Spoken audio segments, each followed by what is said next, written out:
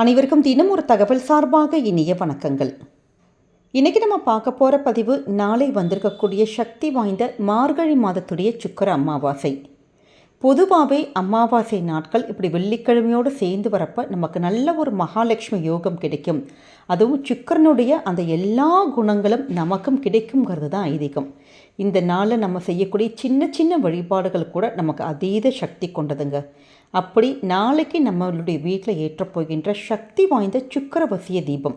ஒருத்தருக்கு ஜாதக ரீதியாகவே சுக்கிரன் பலம் இழந்து இருந்தால், ஆக்டிவ் இல்லாமல் இருந்தால், அப்படி ஆக்டிவேட் பண்ணுறதுக்கு அந்த பலத்தை கூட்டுவதற்கு இது மாதிரியான சுக்கிரனுக்கான அந்த வசிய தீபத்தை நம்ம வீடுகளில் ஏற்றுறப்ப நிச்சயமாக குடும்பத்தில் ஒரு அதீத ஒரு பணவரவு, நல்ல ஒரு செல்வ கடாட்சம், எல்லா விதமான யோகங்களும் நம்மை தேடி வருங்கிறது தான் ஐதீகம்.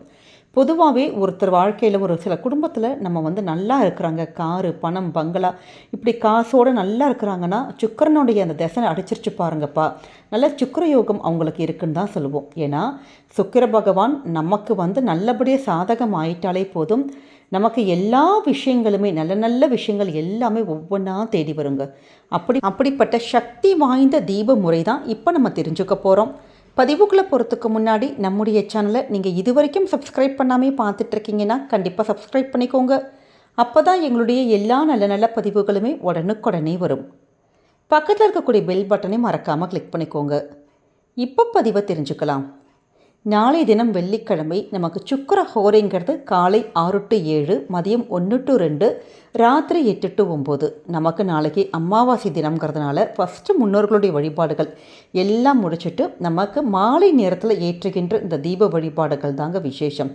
ராத்திரி 8 to 9 மேக்ஸிமம் ஆஃபீஸ் போயிருக்கவங்க கூட வீட்டுக்கு கொஞ்சம் லெஷராக இருக்கக்கூடிய நேரம்.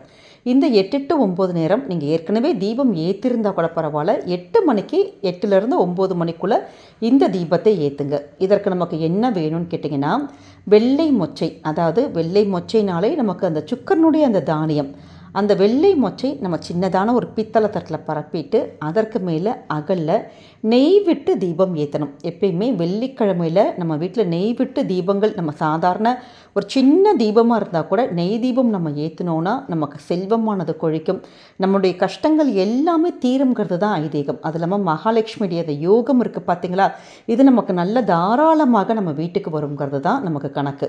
அதனால் ஒரே ஒரு நெய் தீபம் அந்த வெள்ளை மொச்சை மட்டும் பரப்பிட்டு அதற்கு மேலே தீபம் ஏற்றுங்க. இதில் நம்ம என்ன பண்ண போகிறோன்னு கேட்டிங்கன்னா, ஒரு கூடுதலாக ஒரு டிப்ஸ், அதாவது எல்லாருக்குமே தெரியும் ஜவ்வாது பொடி, இந்த பூஜைக்கான நம்ம இது வாங்கி வச்சுருப்போம். அதில் அந்த ஜவ்வாது பொடியில் நீங்கள் வாங்காட்டி கூட நீங்கள் நாளை தினம் நம்ம வாங்கிறது ரொம்ப விசேஷம். அந்த ஜவ்வாதில் உங்கள் கையால் எடுத்து சின்னதான கொஞ்சோண்டு ஒரு பிஞ்ச் எடுத்துகிட்டு அந்த தீபத்தில் போட்டுட்டு நம்ம தீபம் ஏற்றினோன்னா நிச்சயமாக நல்ல ஒரு மகாலட்சுமியுடைய ஒரு யோகம், சுக்கிரனுக்கான ஒரு வசியம், இது எல்லாமே கிடைக்குங்க. ஏன்னா அந்த ஒரு நறுமணமானது ஜவ்வாதானது அந்த பொடி நம்ம சேர்த்துக்கிட்டோன்னா எல்லா தெய்வங்களுமே நமக்கு வசியமாகி நம்ம என்ன வேண்டி கேட்குறோமோ அந்த வரங்கள் நமக்கு தருவாங்க, வரங்கள் நமக்கு கிடைக்குங்கிறது தான் ஐதீகம். அதுவும் இந்த சுக்கிரனுக்கு உரிய இந்த ஹோரை ராத்திரி 8 to 9 இந்த நேரத்தில் இந்த விசேஷமான தீபத்தை நம்ம ஏற்றி நம்முடைய கஷ்டங்கள் எல்லாம் தீரணும், நல்ல செல்வங்கள் எல்லாம் பெருகணும் அப்படின்னு நம்ம ஆத்மார்த்தமாக வேண்டிக்கிட்டாலே போதும். ஒவ்வொரு வாரமும் வரக்கூடிய சுக்கிர ஹோரை நேரத்தில் உங்களுடைய வீடுகளில் இது மாதிரி ஒரு தீபம் ஏற்றுங்க. இப்போ நீங்கள் தொழில் பண்ணுறவங்க, ஏதாச்சும் பிஸ்னஸ் பண்ணுறீங்க அப்படின்னா நம்ம இந்த ஜவ்வாது பொடியை சின்னதான வெள்ளை கலரில் ஒரு துணி இருக்குது பார்த்தீங்களா, அந்த ஒயிட் கிளாத்து பூஜைக்கான துணின்னு கிட்டாலே கிடைக்கும். அந்த வெள்ளை துணியில் இந்த ஜவ்வாது பொடி சின்னதான ஒரு முடிச்ச மாதிரி போட்டுட்டு உங்களுடைய அந்த கேஷ் பாக்ஸ் கிட்ட வைக்கலாம். இல்லை இப்போ நம்ம லேடிஸ் நம்ம இப்போ ஆஃபீஸ்க்கெல்லாம் போகிறோம், அப்படி இருக்கவங்க உங்களுடைய ஹேண்ட்பேக்கில் வைக்கலாம், நம்மளுடைய வீட்டோட பீரோவில் வைக்கலாம். இந்த முடிச்சானது அப்படி இருக்க அந்த வாசம் இருக்க அந்த இடத்துல நமக்கு நல்ல ஒரு பணப்புழக்கம், நல்ல ஒரு பண வசியமானது கிடைக்கும். அதனால் அந்த ஒரு சின்னதான ஒரு டிப்ஸையும் ஃபாலோ பண்ணிக்கோங்க. அந்த ஸ்மெல் போனவுடனே அந்த பழைய ஜவ்வாது பொடியை நம்ம கால்படாத இடத்துல நம்ம தூக்கி போட்டுட்டு புதுசாக நம்ம அந்த மாதிரி ஃபில் பண்ணி வச்சுக்கலாம். இப்படி நம்ம சுக்கிரனை வசியம் பண்ணுறதுனால நமக்கு ஜாதகத்திலே ஏதாவது குறைகள் இருக்குது, பலமிழந்து இருந்தால் கண்டிப்பாக இது எல்லாமே ஆக்டிவேட் ஆகி நம்மளும் எல்லா சுகபோக யோகங்களை நம்மளும் கண்டிப்பாக அனுபவிக்கலாங்க.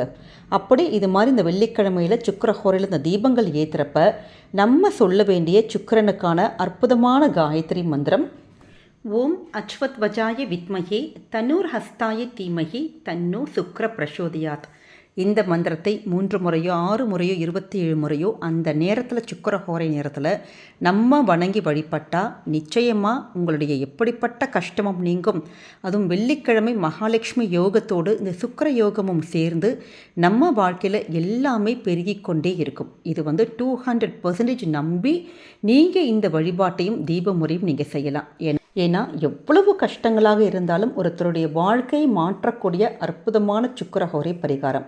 அதனால் நம்பிக்கையோடு நாளை தினம் பண்ணுங்கள். நிச்சயமாக உங்களுக்கு நல்லது மட்டுமே தாங்க நடக்கும். அந்த தீபத்துக்கு அடியில் இருக்கக்கூடிய வெள்ளை மொச்சையை கொஞ்சமாக நீங்கள் ஊற வச்சுட்டு பறவைகளுக்கும் காக்கைக்கு குருவிக்கு நம்ம தானமாக நீங்கள் கொடுத்துடலாம். ஏன்னா ஒரு தானம் பண்ண புண்ணியமும் நிச்சயமாக உங்களுக்கு கிடைக்கும். இந்த பதிவானது உங்கள் எல்லாருக்குமே பிடிச்சிருக்கும்னு நினைக்கிறோம். நம்முடைய கமெண்ட் செக்ஷனில் சுக்கிர பகவானே போற்று இல்லாட்டி சுக்கிர தேவாய நமக அப்படிங்கிற அற்புதமான மந்திரத்தை பதிவிடுங்க. சுக்கிரனுடைய அருள் உங்களுக்கு உங்கள் குடும்பத்துக்கும் என்றைக்குமே பரிபூர்ணமாக நிறைஞ்சிருக்கும். இந்த பதிவு நீங்கள் பார்க்குறதோடு மட்டும் இல்லாமல் உங்களுக்கு தெரிஞ்ச ஃப்ரெண்ட்ஸ் அண்ட் ஃபேமிலி மெம்பர்ஸ்க்கு ஷேர் பண்ணுங்கள். அவங்களும் இதை பார்த்து பயன்பெறட்டும். மீண்டும் வேறொரு நல்ல பதிவோடு உங்களை சந்திக்கிறோம். நன்றி, வணக்கம்.